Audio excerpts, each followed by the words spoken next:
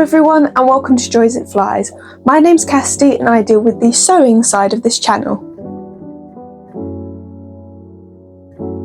In today's tutorial I'm going to be teaching you how to create a really cute and simple shoulder bag. So this isn't a really fancy bag with loads of pockets and wacky designs. It's more like a tote bag turned shoulder bag. So it's just nice and simple, very beginner friendly and doesn't use up much fabric. And I hope you like it. So here's a quick list of things that you'll need concerning fabrics and everything. You're going to need two different types of fabric, one for the outer and one for the lining of the bag. So you're going to want something heavyweight to hold its shape for a bag. So I'm just going to be using corduroy for the outer and then a brushed cotton for the lining. Now it may seem like I'm going to be going on a bit of a waffle here, but it's important to stay with me. So for bags, forget about tote bags and things like that, but for proper structured bags, they'll need something in the middle to help the bag hold its shape. So when you look them up, people generally use like foam interfacing or batting or wadding, whichever one you want to call it. And both of those are great options for this. So you can either use both of those for this pattern. But if you're like me and you don't sew many bags, I don't actually have either of those two options. I have interfacing, but just light interfacing for clothes and things. So I'm not going to go out and buy expensive fabrics just for one little bag. So what I use instead, which I have a lot of and is a lot cheaper, is just craft felt. I have like loads scrap just from when I used to make toys and things, and as you can see it's got that slight thickness and it will definitely help a bag hold its shape better, sort of like interfacing or wadding would. So what you can take from that is you're going to need either of those options for this tutorial. And then the last thing you're going to need for this tutorial is your general sewing equipment. So that's scissors, thread, your sewing machine, all things like that. Here is everything you're going to need to cut out of your fabrics.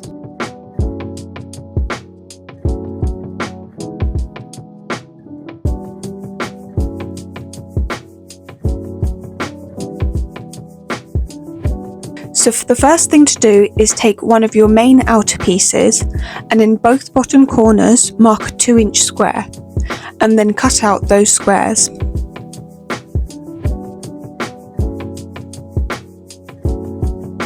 Do the same thing with your other outer main piece, your lining pieces and your felt pieces.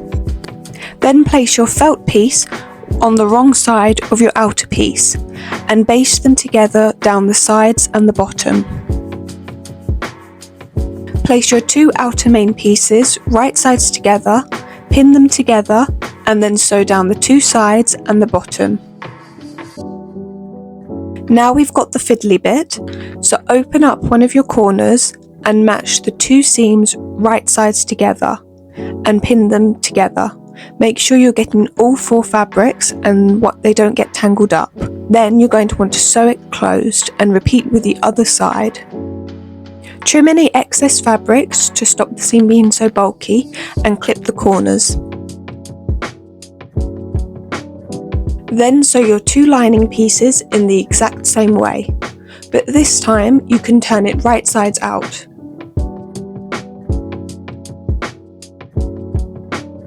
Now take your two facings, place them right sides together, pin them to secure them, and then you're going to want to sew down both the shortest edges. Once that's all sewn, you're going to want to slip it over your lining piece, matching the two side seams right sides together, and pin it in place.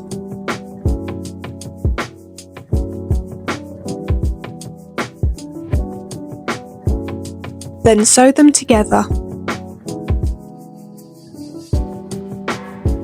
Then iron it flat. Next, take your strap piece and fold it right sides together, pin it all together, and then you're going to want to sew down that long edge. And then once you've sewn it securely, you're going to want to turn it right sides out. I use a safety pin for this. Once that's all done, you can iron it flat and then top stitch down both sides. Then take one of your tie pieces, fold it right sides together and pin it in place. And then at one of the shortest edges, I like to create a little diagonal line to give it a sort of ribbon effect. So just mark that from the corner so that when you sew it together, you're going to want to go down one of the longest sides and then sew across that line. Cut the excess fabric off and then clip the corners. And now you're going to want to turn it right sides out.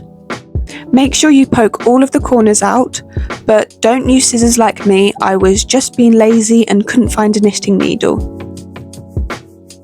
Then iron it flat and repeat with your other tie. Now it's time to assemble all of the pieces together. So you're going to want to find the centre of both sides of your main piece. So I just do that by folding it in half, matching the seams together, and then just put a little pin where the centre is. And then take one of your ties and place the centre of that tie matching up with the clip, and then clip it in place. Repeat with the other tie, and then you're going to want to do the same thing with your strap, but match the centre of the strap with the side seams. Pin that in place too.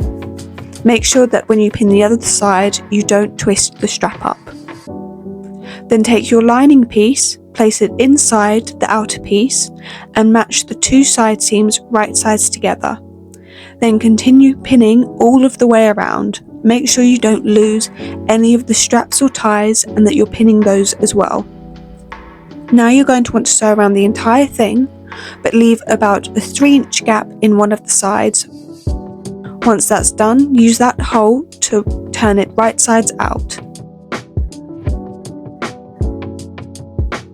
Make sure you've poked all of the corners out and then give it a good press. Make sure that that hole you press the seam allowance down to close it up and then pin it in place. And then overstitch along the entire top of the bag, and you're all done.